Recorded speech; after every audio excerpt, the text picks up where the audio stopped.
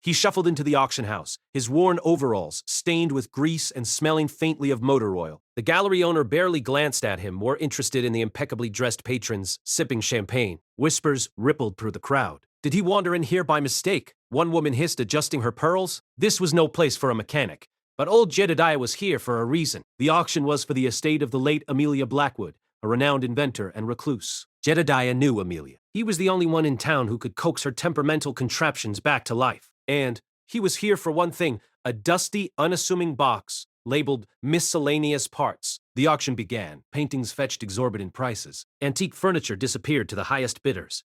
Finally, the box was wheeled onto the stage. The auctioneer, bored, rattled off a starting price of $50. No one bid. He lowered it to $20. Still nothing. The gallery owner rolled his eyes. Jedediah raised his hand. 50 cents, he croaked, his voice raspy from years of tinkering in the shop. The room erupted in laughter. The auctioneer, eager to be done with it, banged his gavel. Sold to the gentleman in the attire. Jedediah paid for the box and retreated to a quiet corner. Inside, amongst rusty gears and broken springs, he found it. A small, intricately crafted compass. It wasn't gold or jewel encrusted, but it hummed with a faint energy.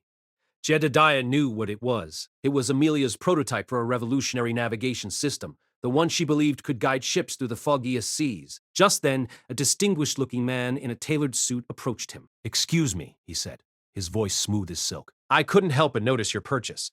I represent a prominent maritime corporation. We are prepared to offer you a considerable sum for that box." Jedediah looked him in the eye, his gaze steady. "That box ain't for sale," he said, his voice firm. "It's going to help someone, that's what it's going to do."